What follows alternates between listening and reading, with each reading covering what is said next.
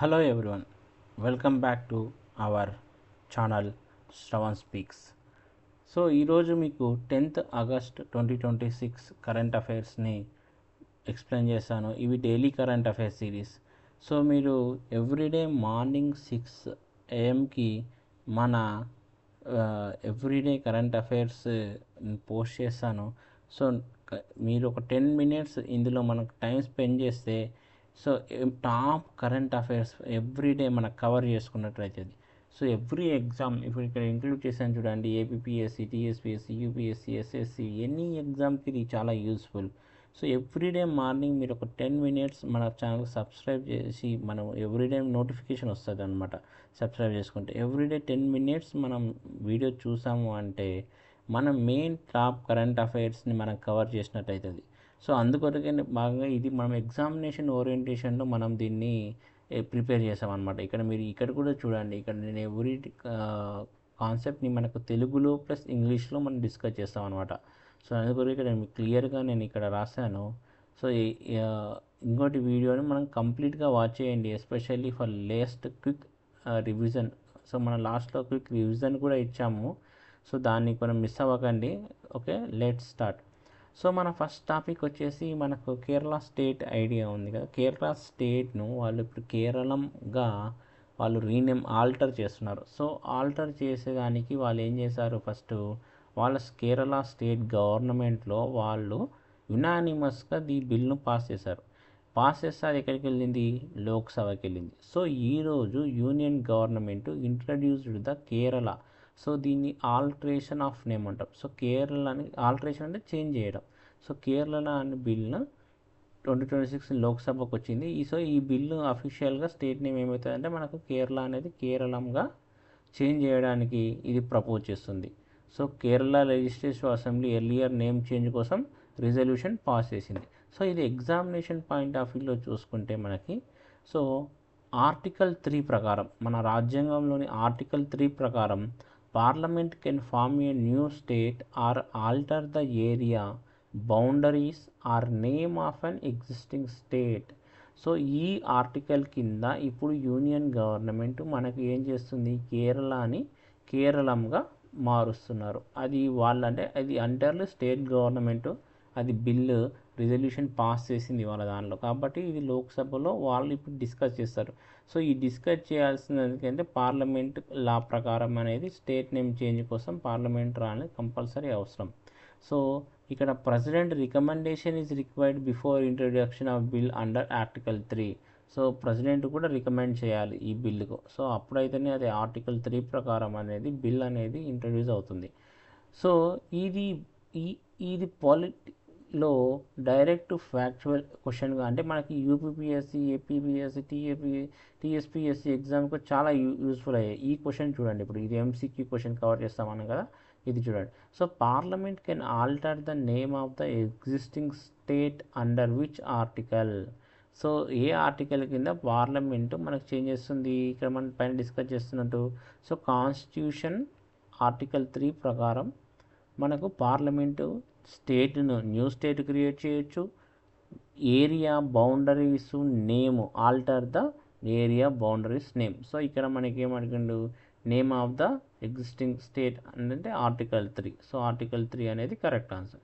So ఇది మన examination point of వ్యూలో ఇది గుర్తుపెట్టుకోవాలి. నెక్స్ట్ ఏంది, bankers book evidence bill.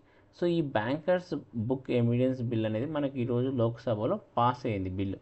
So దీన్ని బ్రీఫ్గా చెప్పాలంటే మనకు ఇంతకుముందు బ్యాంక్ రికార్డ్స్ అనేటివి ఫిజికల్గా ఉండేవి. ఇప్పుడు వాళ్ళు ఏం చేశారంటే బ్యాంక్ రికార్డ్స్ డిజిటలైజ్ చేస్తున్నారు. సో ఆ డిజిటలైజ్ చేయాలంటే ఒక బిల్లు పాస్ అవ్వాలి, కాబట్టి వాళ్ళు బ్యాంకర్స్ బుక్ ఎవిడెన్స్ అనేది ఇది బిల్లు తీసుకొచ్చి దీన్ని పాస్ చేశారు. సో ఇది అనేది యాక్ట్ 1891ని రీప్లేస్ చేయాలి. అంటే ఇంతకుముందు ఏంటంటే బుక్ ఎవిడెన్స్ యాక్ట్ 1891 ప్రకారం వాళ్ళు రాశారు. సో దీన్ని రీప్లేస్ చేయాలి కాబట్టి వాళ్ళు ఈరోజు బిల్లు తీసుకొచ్చి న్యూ బిల్లు పాస్ చేశారు. సో ఇక్కడ చూడండి, నేను క్లియర్గా మెన్షన్ చేశాను. మెయిన్ చేంజ్ ఏంటంటే మోడర్న్ బ్యాంకింగ్లో ఫిజికల్ రికార్డ్స్తో పాటు ఎలక్ట్రానిక్ అండ్ డిజిటల్ బ్యాంకింగ్ రికార్డ్స్ని కూడా ఎవిడెన్స్గా రికగ్నైజ్ చేయడం. ఇంతకుముందు ఫిజికల్ రికార్డ్స్ని ఎవిడెన్స్గా రికగ్నైజ్ చేసేవాళ్ళు, ఇప్పుడు మనము రికార్డ్స్తో పాటు ఎలక్ట్రానిక్ అండ్ డిజిటల్ బ్యాంకింగ్ రికార్డ్స్ని కూడా మనం ఎవిడెన్స్గా రికగ్నైజ్ చేస్తున్నాం. సో క్లౌడ్లో కూడా వర్చువల్ లొకేషన్లో స్టోర్ అయి ఉంటాయి. సో మెయిన్గా ఏంటంటే దీనికి సెక్యూరిటీ కూడా ఉంటుంది అన్నమాట. క్లౌడ్ కాబట్టి ఆటోమేటిక్గా సైబర్ సెక్యూరిటీ కానీ సో అన్నీ ప్రొవైడ్ చేస్తారు. సో ఇవి మనం ఇట్లా యూజ్ చేయాలి అంటే రికగ్నైజ్ చేయాలి. ఈ ఈ ఫిజికల్తో పాటు ఎలక్ట్రానిక్ అండ్ డిజిటల్ బ్యాంకింగ్ రికార్డ్స్ని కూడా మనం ఎవిడెన్స్గా రికగ్నైజ్ చేయడానికి ఈ బిల్లు తీసుకొని వచ్చారు మనకి పార్లమెంట్లో. సో ఇక్కడ చూడండి నేను క్లియర్గా పెట్టాను. ఫోకస్ ఏంది digital banking records and their use of evidence. So why it is important అంటే మనకు బ్యాంకింగ్ని డిజిటల్ ఇండియా లాలో కూడా మనకి ఏదైనా లాలో బ్యాంకింగ్ కావాలంటే మనం ఈ డిజిటల్ది యూజ్ చేసుకోవచ్చు. సో ఇప్పుడు చూడండి ఇక్కడ ఎంసీక్యూ క్వశ్చన్ ఒకటి వచ్చింది మనకి. ఏంది bankers book evidence bill 2026 to replace which act? So it's replace 1891 act. Okay, earlier we discuss 1891లో ఒక యాక్ట్ బ్యాంకర్స్ బుక్ అయింది. దీన్ని రీప్లేస్ చేయడానికి మనము 1891 యాక్ట్ని రీప్లేస్ చేసుకుంటూ మనం ఏం చేస్తామంటే 2026ని చేసాం, ఒక బిల్లు పాస్ చేస్తాం. డిజిటలైజేషన్ బిల్ అంటాం మనం దీన్ని. నెక్స్ట్ పాయింట్ వచ్చేసి డీలిమిటేషన్ డిబేట్. సో ఈ మనకి ఇప్పుడు ఈ డీలిమిటేషన్ అంటే మీకు ఐడియా ఉందంటే అంటే పాపులేషన్ బేసిస్ పైన లోక్సభ కానీ స్టేట్ అసెంబ్లీస్ కాన్స్టిట్యూషన్స్ బౌండరీస్ని అండ్ రిప్రజెంట్ని డిటర్మైన్ చేయడానికి లేకపోతే రీఅడ్జస్ట్ చేయాలని బౌండరీస్ని రీఅడ్జస్ట్ చేయాలని వాళ్ళు ఏం చేశారంటే డీలిమిటేషన్ అనే కాన్సెప్ట్ తీసుకొచ్చారు. సో ఈ డీలిమిటేషన్ ఏంటంటే పాపులేషన్ బేసిస్ పైన Lok Sabha and state assembly constitution బౌండరీస్ని మనము రీఅడ్జస్ట్ చేయడానికి. So this issue is connected to the upcoming 2027 census and possible future readjustment seats. So దీనివల్ల మనకి ఏమవుతుందంటే మనకు ఫ్యూచర్లో కూడా కొన్ని నియోజకవర్గాలు తగ్గొచ్చు పెరగవచ్చు. సెన్సస్ అనేది ఇంతకుముందు సెన్సస్ ఎప్పుడు తీసుకున్నారు వాళ్ళు 1992 అరౌండ్ సెన్సస్ తీసుకొని వాళ్ళు ఇది మనము అంటే 543 ఉన్నాయి కదా, ఇప్పుడు దీన్ని వాళ్ళు డిసైడ్ చేశారు. సో ఇప్పుడు మనకేంటంటే ఈ 543 ప్రజెంట్ ఎలక్టెడ్ లోక్సభ అనేది వెళ్తారు. ఇక్కడ కూడా మనకు ఆర్టికల్స్ అనేది ఇంపార్టెంట్. ఆర్టికల్ 81 ప్రకారం composition of Lok Sabha and article 82 ప్రకారం readjustment after each census. So ప్రతి సెన్సెస్ తర్వాత మనం రీఅడ్జస్ట్మెంట్ చేసుకోవచ్చు అని ఆర్టికల్ 82 చెప్తుంది. సో కంపోజిషన్ ఆఫ్ లోక్సభని కంపోజ్ అంటే మనం దాన్ని అడ్జస్ట్మెంట్ చేసుకోవడానికి 81 చెప్తుంది. సో ఈ 81, 82 కలిపి మనకి ఇప్పుడు వాళ్ళు ఏం చేస్తారంటే ఈ ఆర్టికల్ ప్రకారంగా దీన్ని డీలిమిటేషన్ చేయాలని కోరుతున్నారు. సో ఇక చూస్తే మనకు వై ఇంపార్టెంట్ అని చూస్తే delimitation is linked with federalism, representation and population. So population control చేసిన స్టేట్స్ ఏమవుతాయి కొంచెం ఎఫెక్ట్ అవుతాయి కదా. ఇప్పుడు నార్మల్గా ఇంతకుముందు మనకు దేశ జనాభా ఎక్కువ అవుతుందని వాళ్ళు ఏం చేశారు జనాభా నియంత్రణ చట్టం తీసుకొచ్చి దాని ప్రకారం అది ఫాలో అయినాం మనం. సో మన ఎస్పెషల్లీ మన తెలంగాణ కానీ ఇప్పుడు ఈ సౌత్ స్టేట్స్ అనేది కొంచెం జనాభా నియంత్రించింది ఆ చట్టం ప్రకారం. ఇప్పుడు ఆ జనాభా నియంత్రణ చేసి ఆ చట్టం నుంచి వచ్చినాయి అంటే ఇప్పుడు మనకి ఈ స్టేట్స్లో మనకు నియోజకవర్గాలు కొన్ని తక్కువ అయ్యే అవకాశం ఉంటాయి కంపేర్ టు నార్త్. సో నార్త్లో ఎక్కువైపోతాయి. నార్త్లో వాళ్ళంతా మనకు తెలిసిన ఇన్ఫర్మేషన్ ప్రకారం అయితే అది సౌత్లో బాగా ఎఫెక్ట్ చేసింది జనాభా నియంత్రణ. అది మనకు నార్త్లో అంత చేయలేవు కాబట్టి నార్త్లో మనకి జనాభా ఎక్కువ ఉండి వాళ్ళకి నియోజకవర్గాలు పెరిగి సీట్స్ పెరిగి సో మొత్తం కంట్రోల్ అనేది నార్త్ ఇండియన్స్ ఎందుకంటే మన కాంగ్రెస్ వాళ్ళు వాళ్ళ పొజిషన్ వాళ్ళు గట్టిగా పట్టుబడుతున్నారు. సో ఇది చాలా ఇంపార్టెంట్ మ్యాటర్ ఇప్పుడు ఉన్నది. సో దానికి వాళ్ళు లోక్సభలో బిల్లు ప్రవేశపెట్టారు ఇప్పుడు. సో ఇక్కడ ఎంసీక్యూ క్వశ్చన్ వచ్చేసి which article are primarily associated with Lok Sabha composition and readjustment after census. Here we discuss right 81, 82 ఇది మనం గుర్తుపెట్టుకోవాలి 81 and 82.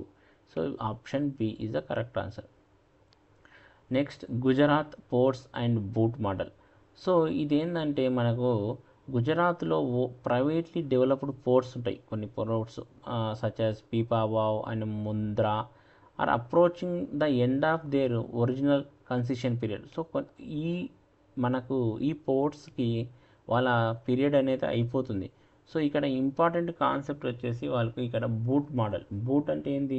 బి అంటే build, own, operate, transfer. So వాళ్ళంతా వాళ్ళు ప్రైవేట్గా ఇన్ఫ్రాస్ట్రక్చర్ని బిల్డ్ చేస్తున్నారు వాళ్ళు మళ్ళీ కన్సెషన్ పీరియడ్లో ఓన్ అండ్ ఆపరేట్. సో ఈ కన్సెషన్ పీరియడ్లోనే వాళ్ళు ఓన్ అండ్ ఆపరేట్ కోసం చేస్తుంది, తర్వాత గవర్నమెంట్కి ట్రాన్స్ఫర్ చేస్తుంది.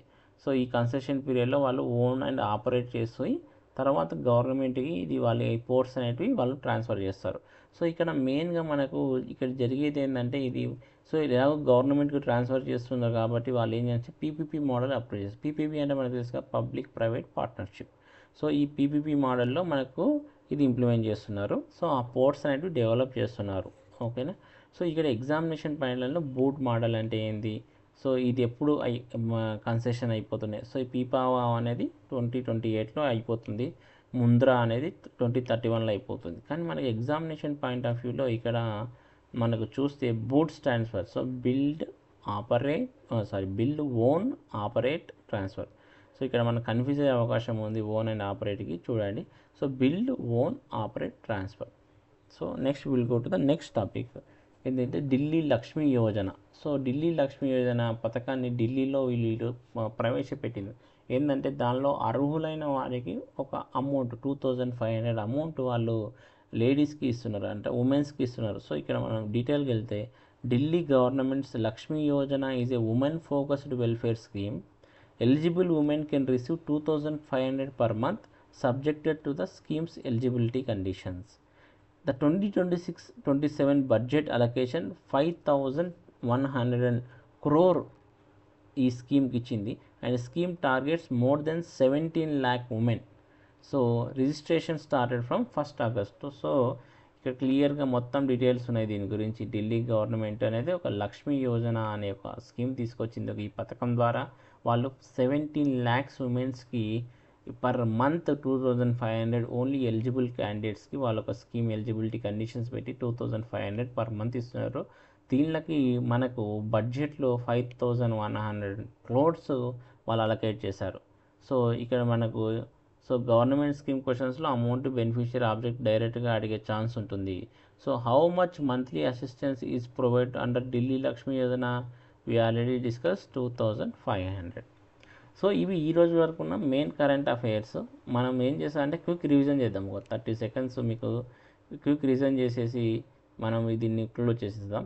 సో ఇక్కడ మనకి చెప్పాలంటే కేరళ ప్రపోజ్డ్ న్యూ నేమ్ అని ఏమనుకున్నాం, కేరళం అని ఏ ఆర్టికల్ కింద వాళ్ళు మనం చేంజ్ చేస్తున్నారు, ఆర్టికల్ 3 కాన్స్టిట్యూషన్ మన రాజ్యాంగం ఆర్టికల్ 3 ప్రకారం ఒక స్టేట్కి నేమ్ కానీ కొత్త స్టేట్ కానీ దాని బౌండరీస్ కానీ మార్చే అధికారం ఉంటుంది కాబట్టి సో ఈ ఆర్టికల్ 3 ప్రకారంగా వాళ్ళు కేరళంగా న్యూ స్టేట్ నేమ్ పెట్టేస్తున్నారు, నేమ్కి న్యూ నేమ్ పెట్టేస్తున్నారు.